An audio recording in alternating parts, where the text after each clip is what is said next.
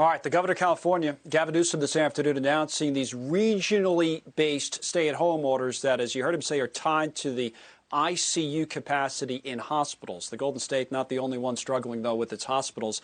To St. Louis, Missouri, which is one of the cities in this country we're watching very closely on that front. It's inching towards maximum capacity in its hospitals. Here now is Dr. Alex Garza, the St. Louis Metropolitan Pandemic Task Force Chief Community Health Officer. And Dr. Garza, thank you for coming back. I know statewide in Missouri, the last positivity rate I saw was above 20%. How are things in the hospitals?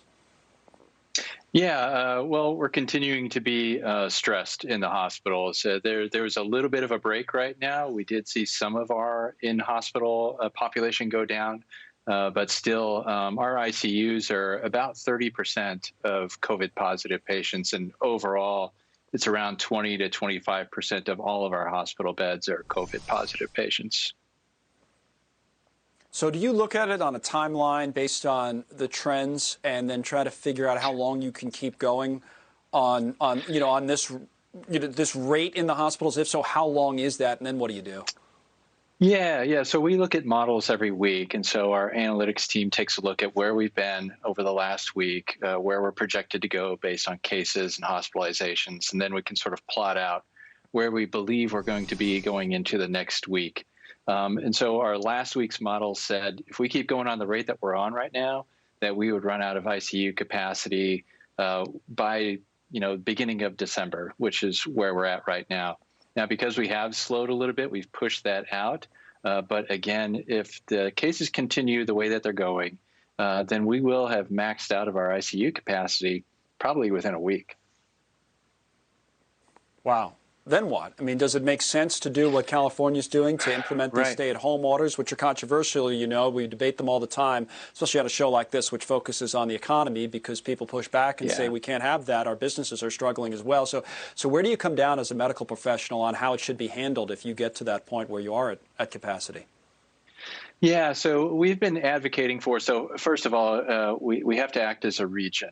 So we have multiple different jurisdictions within our region, and they all have some degree of mitigation strategy. So we've been pushing for mandatory mask wearing across the entire region. We've got the majority of them on that.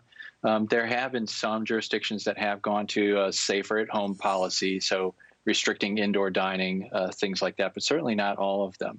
But one of the things that we have been advocating, because we have seen such a huge number of patients, is to adopt that safer at home strategy, at least until the end of the year, so that we can get a break in the number of cases. And then we can reevaluate at the beginning of the year to see where we are. Do we need to extend it? But right now, we've pretty much pulled all the levers that we can for capacity. And so now it's dependent upon volume. And the only way really to shut that down is for some of these safer at home policies. Quick thought on the vaccine and the timing. I know Pfizer had a little hiccup today, but generally speaking, people have been very optimistic. But timeline-wise, we have a gap to fill, I guess, is your point, before we get to the light at the end of the tunnel, right? Yeah, exactly. Light at the end of the tunnel, but a very long tunnel. And we're going into, I think, one of the most dangerous parts of the year. And so the vaccine, as you said, it's getting through. So it's in the EUA process. We expect our allocation for our healthcare workers sometime within the next week to 2 weeks. Still, it's going to take a huge amount of effort to get people vaccinated, 2-shot series over 3 weeks. So it's not like this, changes anything tomorrow. And then getting enough vaccine to vaccinate the general public is going to take months and months down the road. And so when we tell people, yes, vaccine is coming, but it's not going to end this tomorrow. We're still going to have to ride out the storm up until spring of next year.